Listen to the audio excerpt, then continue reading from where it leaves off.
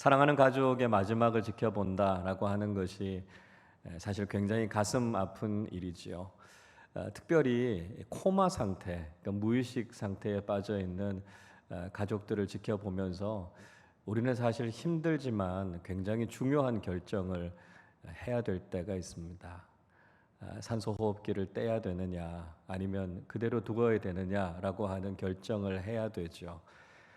연명 치료에 대해서는 저마다 생각하는 부분들이 다 다를 수 있습니다. 너무 오래 병상에서 무의식 상태에서 고생 많이 하셨는데 이젠 평안하게 보내드려야 되는 게 아닌가 이렇게 생각하는 가족들도 있죠. 그러나 아직 호흡하고 계시고 생존해 계시는데 그거 말도 안 되는 일이다 이렇게 생각하는 가족들도 있습니다. 그런데 이런 결정을 해야 되는 중요한 이유는 살아 계시지만 전혀 살아 계신 것 같지 않은 현실을 우리가 만나게 되기 때문에 그렇습니다. 조금만 움직이시기라도 한다면, 조금만 반응하시기라고 한다면 우리가 절대로 이런 결정하지 않을 겁니다. 우리가 모든 방법, 모든 노력을 다해서 살리려고 하겠죠. 그러나 아무 반응도 없고 의식도 없는 상황이 계속되다 보니까 이제는 무엇인가 힘들지만 어떤 결정을 해야 되는 게 아닌가 그렇게 생각하는 경우들이 있게 되는 것이죠.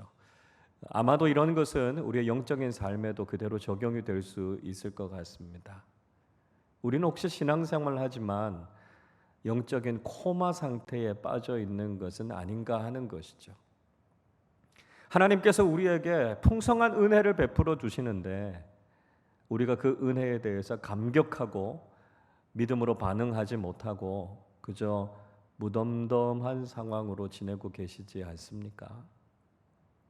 사탄이 지금도 우리를 공격하기 위해서 호시탐탐 노리고 있는데 우리는 이런 공격 앞에서도 아무런 대처도 하지 못하고 그저 무방비 상태로 당하고 있는 것은 아닙니까?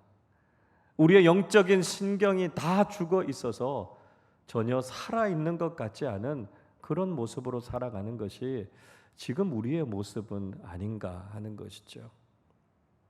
오늘날을 살아가는 적지 않은 그리스도인들과 교회가 이런 모습으로 살아가고 있다라고 하는 것을 우리는 부인할 수 없습니다.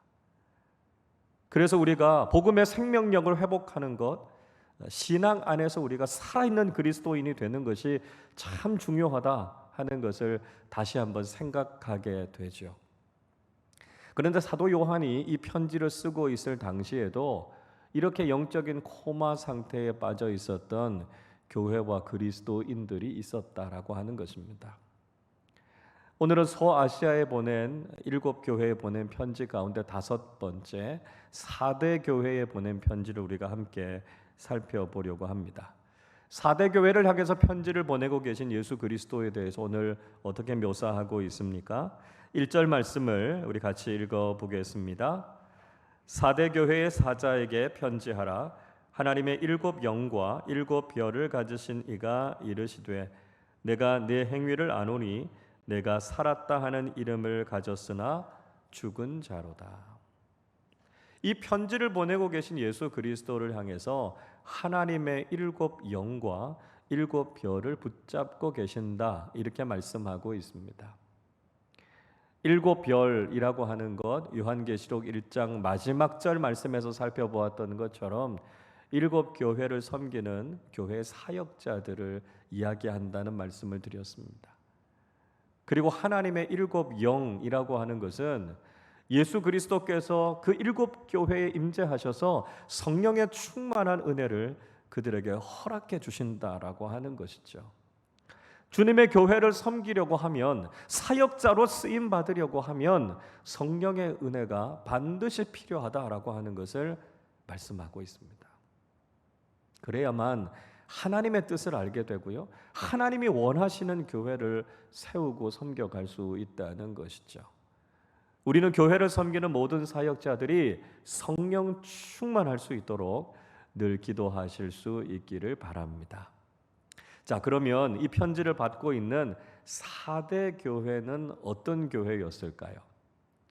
이 4대라고 하는 도시, 사르디스라고 하는 도시는 우리가 지난주에 살펴봤던 두아디라라고 하는 도시에서 남쪽으로 48km 정도 떨어진 곳에 위치하고 있었던 도시였습니다. 헤르무스 관과 투몰루스라고 하는 산 사이에 위치하고 있는 그런 도시였는데요. 특징적인 것은 이 도시의 외곽에 수백 개의 무덤이 있는 그런 도시였다고 합니다. 이 사대라고 하는 도시는 주전 700년부터 546년까지 리디아 왕국의 수도로서 번영을 누렸던 그런 도시였습니다. 그러나 이후에 페르시아 왕 고레스에 의해서 점령당했고요. 알렉산더 대왕의 지배를 받았고 주전 133년에는 결국 로마의 복속이 되었던 도시가 바로 이 사대라고 하는 도시였습니다. 이 사대라고 하는 도시에도 이방신들과 우상을 섬기는 신전들이 많았습니다. 특별히 위대한 어머니라고 불리는 이 시벨레라고 하는 여신을 섬기는 신전이 이곳에 있었다고 합니다.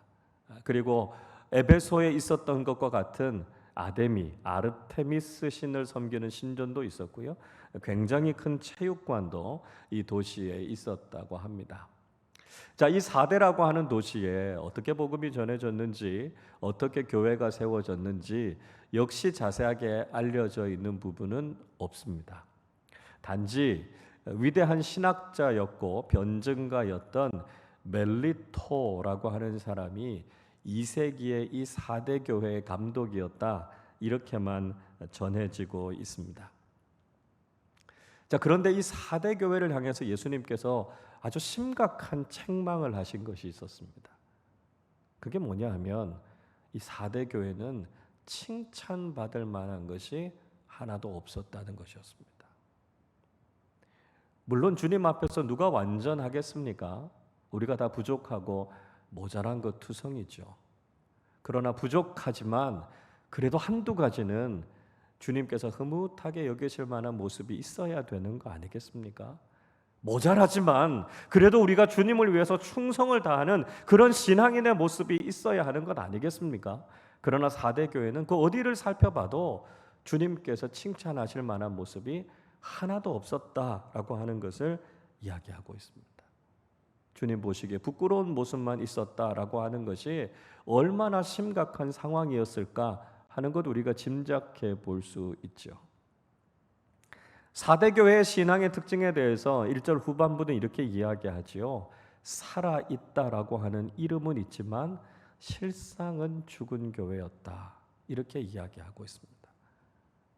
앞에서 우리가 이야기를 나눈 것처럼 영적인 코마 상태에 빠져 있었던 교회가 바로 이 사대 교회라는 것이죠. 지금 유럽의 많은 교회들처럼 크고 화려한 교회의 건물은 있지만 오랜 역사를 자랑하기는 하지만 교회로서의 제 기능을 하지 못하는 그런 교회의 모습이었다는 것입니다. 예배를 드리고는 있지만 영적인 감동이 없는 형식적인 예배를 드리고 있는 교회. 사람들은 있지만 거듭난 그리스도인들이 없는 교회. 일은 하고 봉사는 하지만 성령의 능력과 역사가 나타나지 않는 교회. 그런 교회가 바로 사대 교회와 같은 모습이었다 말씀하고 있습니다. 여러분 어떻습니까? 사대 교회를 향해서 책망하고 계신 주님의 음성이 오늘날 우리 한국 교회를 향해서 하고 계시는 주님의 말씀은 아닙니까? 한국 교회가 이제 복음을 들은 지 한 세기가 조금 넘어서 130여 년 조금 넘었는데 교회로서의 능력을 잃어버리고 정말 살아있다라고 하는 이름은 있지만 복음의 능력과 성령께서 행하시는 능력들이 나타나지 않는 그런 모습으로 있는 것은 아니냐라고 하는 것이죠. 한국에 6만 개가 넘는 교회가 있다고 하는데 정말 교회들이 살아있고 깨어있어서 한국 사회를 변화시키고 있는 능력 있는 믿음의 공동체가 되고 있습니까? 우리는 다시 한번 오늘 4대 교회에 주시는 주님의 말씀을 통해서 우리 자신의 신앙을 돌아보고 우리는 정말 영적으로 깨어있고 살아있는 교회인가 하는 것을 돌아보아야 한다는 것이죠. 이런 4대 교회를 향해서 주님께서 안타깝게 부탁하고 계십니다. 2절의 말씀을 보십시오. 너는 일깨어 그 남은 바 죽게 된 것을 굳건하게 하라. 내 하나님 앞에 내 행위에 온전한 것을 찾지 못하였노니. 우리 주님께서는 4대 교회를 향해서 일깨워서 죽은 것을 굳건하게 하라 말씀합니다. 깨우다라고 하는 헬라어 단어 에게이로라고 하는 말은 정신적으로 각성하다는 이야기입니다. 그러니까 영적인 잠에 빠져 있을 것이 아니라 깨어나라는 것입니다. 깨어있는 믿음의 공동체가 되라 하는 것을 말씀하고 있죠. 굳건하게 하다라고 하는 헬라어 단어 스테리조라고 하는 말은 활기를 되찾다는 것입니다. 생명력을 회복하다는 것입니다.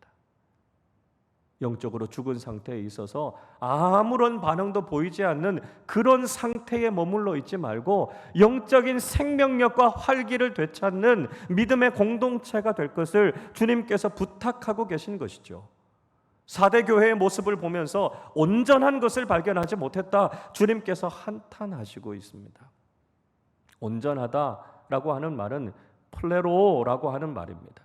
충만하게 하다는 이야기입니다. 흘러 넘친다는 이야기죠. 4대 교회가 하고 있는 믿음의 행위들을 봤을 때 하나님의 기준에 합당한 것이 없었다는 것입니다. 성령께서 부어주시는 그 은혜가 충만해서 그 은혜가 흘러 넘치지 않았다는 것입니다. 에베소서에서 이야기하고 있는 것처럼 예수 그리스도의 장성한 분량에 이르러서 성숙하고 아름다운 믿음의 모습을 갖지 못했다, 주님께서 그렇게 책망하고 계신 것이죠. 무엇 하나 만족스러운 것이 없고요, 무엇 하나 꽉 채워진 것이 없이 부족한 것 투성이었다, 주님께서 그렇게 4대 교회를 책망하고 계십니다. 4대 교회를 향해서 회개하라, 주님 말씀하고 계시죠. 3절 말씀 같이 읽어보겠습니다. 그러므로 내가 어떻게 받았으며 어떻게 들었는지 생각하고 지켜 회개하라. 만일 일깨지 아니하면 내가 도둑같이 이르리니 어느 때에 내게 이르는지 내가 알지 못하리라. 내가 어떻게 들었는지 어떻게 받았는지를 생각하라 말씀하고 있습니다. 처음에 그 복음을 어떻게 들었는지를 생각하라는 것이지요. 그 복음을 받아들이고 그들이 어떻게 살았는지를 다시 한번 되돌아보라는 것입니다. 그래서 복음에 합당한 삶을 살아갈 것을 이야기하고 있지요. 복음을 지키면서 삶을 살아갈 것을 이야기하고 있습니다. 4대 교회가요, 처음부터 죽은 교회 아니었습니다. 그들이 처음 복음을 받아들일 때는 기쁨으로 복음을 받아들였습니다. 복음의 생명력이 넘쳐났고요, 성령의 능력이 가득했던 교회가 4대 교회였습니다. 그러나 시간이 지나면서 점점 그 생명력을 잃어가게 됐던 것이죠. 그래서 처음 그들이 복음을 어떻게 받아들였는지 그 복음의 능력을 다시 회복하라는 것입니다. 복음의 영광을 회복하고 복음의 생명력을 회복할 것을 부탁하고 계십니다. 만약에 그들이 깨우치지 않고 그들이 돌이키지 않는다면 주님께서 언제 그들에게 오셔서 그들을 책망하시고 심판하실지 모른다 말씀하고 있습니다. 여러분, 오늘날 우리도 이 말씀 앞에서 회개하는 믿음의 사람들과 공동체가 되어야 합니다. 한국교회의 모습이 처음부터 이런 모습이 아니지 않았습니까? 처음 우리가 복음을 받아들일 때 얼마나 감격적으로 신앙생활을 했습니까? 성령의 풍성한 능력이 나타났고요, 회개의 놀라운 열매들이 맺어지는 교회가 한국교회였습니다. 전 세계가 한국교회를 주목했고요, 한국교회를 보고 배우려고 하는 사람들이 줄을 이었습니다. 그러나 어느 순간 한국교회는 뒷걸음질 치고 있습니다. 30-40년 전만 해도 놀라운 부흥의 역사가 교회들마다 나타났는데요, 지금은 교회가 정체기를 넘어서서 조금씩 흔들리고 있습니다. 제가 이 말씀 드리는 것은 단지 교인들의 숫자가 줄었다는 말씀을 드리려고 하는 것이 아닙니다. 세상을 향해서, 사회를 향해서 교회가 미쳤던 그 엄청난 영향력들과 복음의 생명력들을 우리가 점점 잃어가고 있다는 것이죠. 교회가 세상의 중심이 되고 교회가 세상의 소망이 되어야 하는데 그 능력과 그 역할들을 점점 잃어가고 있다는 것이죠. 적지 않은 교회들이 영적인 산소 호흡기를 끼고 자가 호흡도 하지 못하는 상황 속에 있으면서 어떻게 우리가 사람들을 변화시킵니까? 어떻게 세상을 치유할 수 있습니까? 우리가 먼저 새로워져야 되지요. 우리가 먼저 회개하고 영적으로 살아나야 한다라고 하는 것이죠. 여러분, 오늘 4대 교회에 주신 주님의 말씀을 우리가 다시 한번 엄중하게 들으실 수 있기를 바랍니다. 5,000년 동안 우상과 미신 숭배에 빠져서 형편없던 이 나라, 이 민족을 살린 것은 복음의 능력이었습니다. 샤머니즘과 불교, 유교가 이 민족의 운명 바꾸지 못했습니다. 전 세계에서 가장 불행하고 가장 소외된 민족으로 살아오지 않았습니까? 그런데 이 민족을 일깨우고 놀라운 부흥과 회복의 역사를 주었던 것은 한 세기 전에 이 땅에 전해졌던 복음의 역사 때문이었습니다. 6.25 전쟁을 통해서 완전히 황폐해졌던 이 땅이 다시 회복되고 번성할 수 있었던 것은 20세기 말에 있었던 한국교회의 폭발적이고 기적적인 부흥이었습니다. 물론 한국 사회가 발전될 수 있었던 다른 요인들이 있었던 것도 사실이죠. 그러나 교회의 증가, 그리스도인들의 폭발적인 부흥, 그리고 기독교 정신의 영향력을 결코 우리는 부인할 수 없습니다. 그런 우리가 지금 흔들리고 있습니다. 한국 사회의 총체적인 위기가 교회의 심각한 위기와 아주 정확하게 맞물려 가고 있다는 것을 우리는 반드시 기억해야 합니다. 교회가 살아나야 합니다. 그리스도인들이 영적으로 깨어나야 합니다. 그래야 우리가 살 뿐만 아니라 이 나라와 이 민족이 살아날 수 있다는 것이죠. 우리가 복음을 어떻게 들었고 그 복음의 능력이 우리의 삶과 세상을 어떻게 바꾸어 놓았는지를 생각하고 복음의 능력을 회복하고 신앙의 생명력을 회복하는 살아있는 그리스도인들 되실 수 있기를 바랍니다. 이렇게 주님께 책망을 받았던 4대 교회였지만 여전히 그들에게는 소망이 있었다라고 하는 것을 주님께서 말씀하고 계십니다. 4절 말씀 같이 읽어보겠습니다. 그러나 4대에 그 옷을 더럽히지 아니한 자 몇 명이 내게 있어 흰 옷을 입고 나와 함께 다니리니 그들은 합당한 자인 연고라. 예수님께서는 분명히 4대 교회의 신앙이 살아있다라고 하는 이름뿐인 신앙이라고 말씀하셨습니다. 그들은 예수를 믿는다고 하지만 아무런 능력이 나타나지 않았고요. 정말 껍데기뿐인 신앙을 가지고 살았던 사람들이었습니다. 그러나 그런 4대 교회 안에서도 영적인 생명력을 가지고 깨어있는 그리스도인들이 있었습니다. 비록 그들은 소수였지만 많은 사람들이 세상과 타협하고 악한 일들에 빠져 있을 때 그들은 교회를 걱정하고 교회를 위해서 기도하는 사람들이었습니다. 4대 교회가 영적으로 죽어 있었지만 몇몇 깨어있는 그리스도인들을 통해서 하나님께서 그 교회에 새로운 일들을 이루실 것을 기대하고 계셨던 것이죠. 아무리 많은 사람들이 타락하는 길을 걸어간다 할지라도 영적으로 깨어있는 몇몇 사람들이 소망이 될 수 있다는 것입니다. 바로 이들의 존재가 4대 교회에 있어서는 희망이었다라고 하는 것을 주님께서 말씀하고 계시는 것이죠. 이스라엘 백성들이 끊임없이 죄악을 저지르지 않았습니까? 그래서 이스라엘이 결국 멸망하게 됐고 그들이 포로로 끌려가게 되는 가슴 아픈 현실들을 경험하게 됐습니다. 이스라엘 민족이 불행을 경험하게 됐고요. 하나님의 사람들도 낙심하고 절망한 가운데 있었습니다. 그러나 하나님께서는 그런 가운데서도 그들을 위로해 주셨고 그들을 회복시키고자 하는 놀라운 비전을 그들에게 말씀해 주셨습니다. 그 비전이 바로 남은 자 사상이라는 것이었습니다. 아합과 이세벨이 북이스라엘을 죄악 가운데로 빠지게 할 당시에 이스라엘 백성들은 바알과 아세라를 섬기는 잘못된 신앙에 빠져 있었습니다. 엘리야가 갈멜산에서 바알과 아세라 선지자 850명과 싸워서 놀라운 영적인 승리를 거두기는 했지만 그래도 이런 흐름을 뒤바꾸어 놓기에는 역부족이었습니다. 그를 위협하고 죽이려고 하는 이세벨을 피해서 엘리야는 브엘세바의 로뎀나무 아래에서 낙심해서 하나님께 자신을 죽여달라고 요청했습니다. 그러나 하나님께서는 그를 위로하시고 회복시켜 주시고 하나님께서 장차 하시고자 하는 비전이 무엇인지를 그에게 말씀해 주셨죠. 열왕기상 19장 18절은 이렇게 말씀합니다. 그러나 내가 이스라엘 가운데에 7,000명을 남기리니 다 바알에게 무릎을 꿇지 아니하고 다 바알에게 입맞추지 아니한 자니라. 하나님께서는 엘리야 선지자에게 아직 남은 자 7,000명이 있다고 말씀하셨습니다.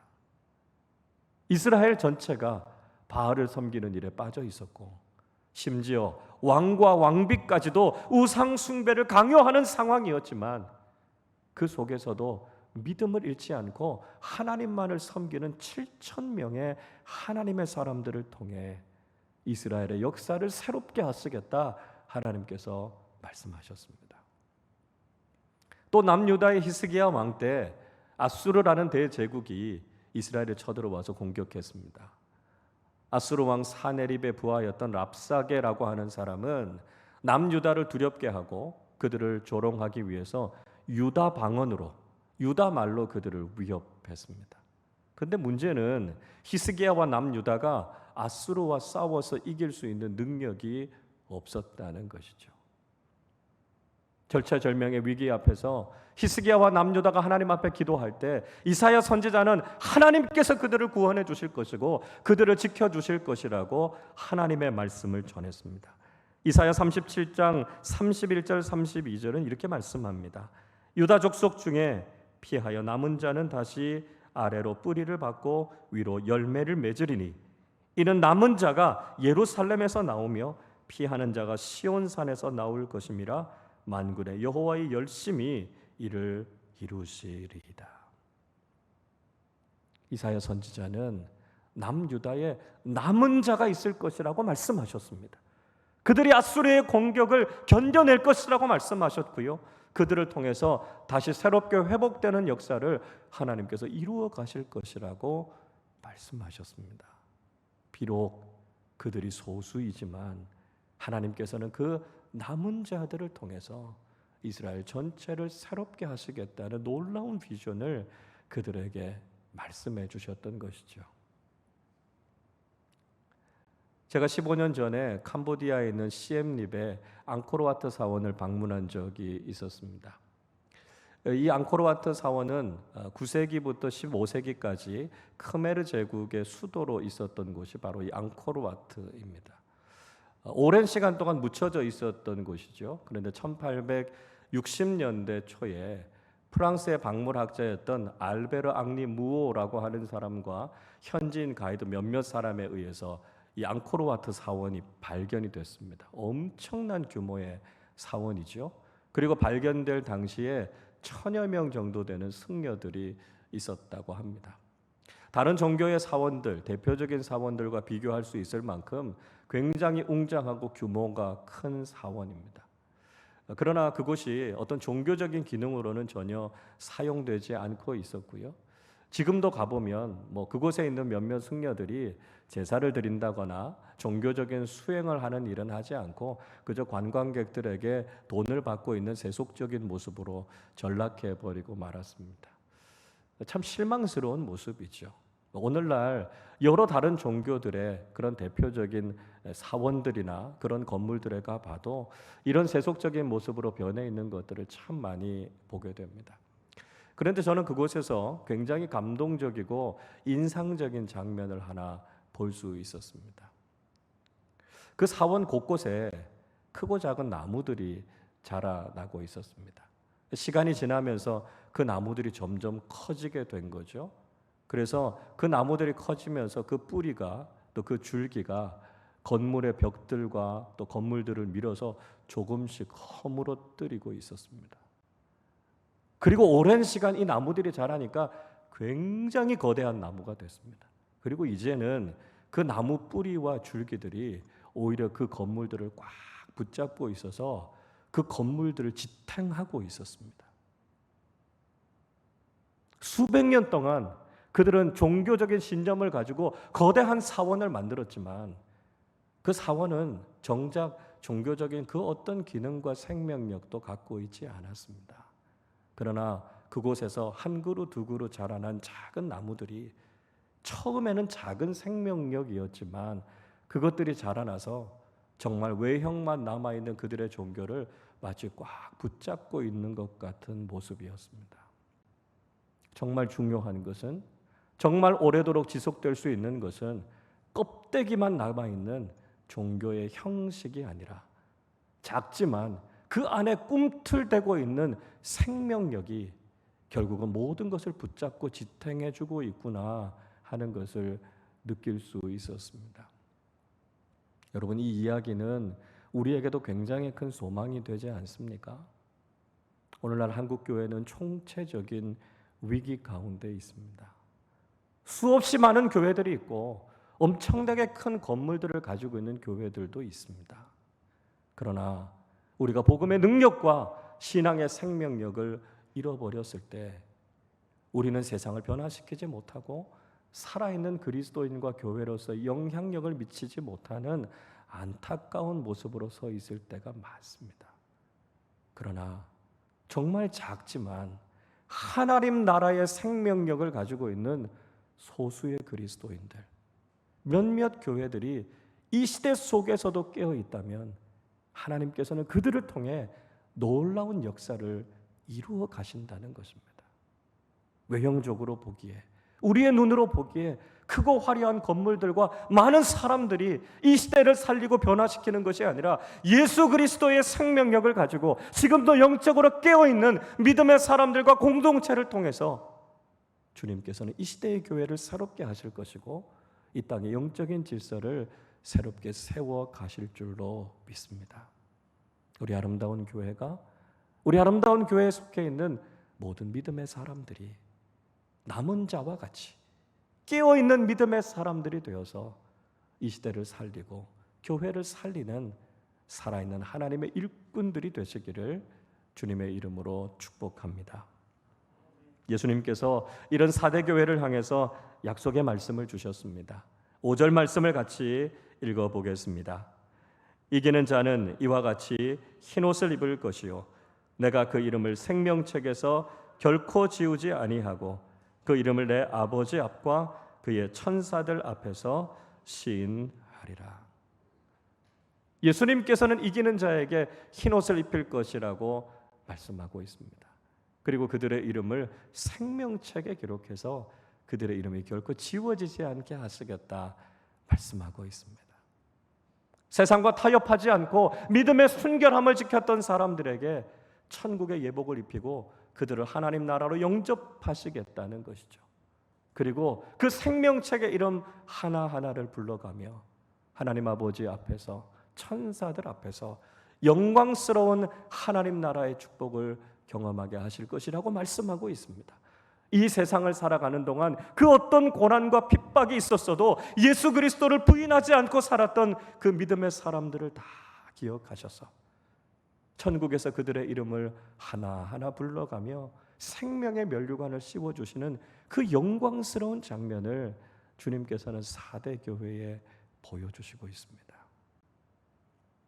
여러분, 우리가 이 시대를 살아갈 때 우리도 확실한 믿음, 살아있는 믿음 가지고 살아가실 수 있기를 바랍니다. 살았다라고 하는 이름은 있지만 정작 영적인 능력과 생명력을 잃어버린 4대 교회와 같은 모습이 아니라 그 안에 믿음의 흰옷을 입고 세상과 타협하지 않고 살아남았던 소수의 남은 자들처럼 이 시대를 영적으로 깨우며 살아가는 믿음의 사람들이 되실 수 있기를 바랍니다. 복음의 감격, 복음의 능력, 복음이 우리에게 주셨던 그 놀라운 영향력을 다시 한번 기억하고 복음과 성령으로 충만해서 이 시대를 새롭게 하는 하나님의 사람들이 되실 수 있기를 바랍니다. 그래서 마지막 때에 우리를 천국으로 부르시고 천국의 생명책에 기록되어져 있는 우리의 이름을 부르시며 하나님 나라의 영광스러운 축복을 경험하게 될 그날을 소망하며 오늘도 깨어있고 살아있는 믿음의 사람들로 살아가는 우리 모두가 되시기를 주님의 이름으로 축원합니다.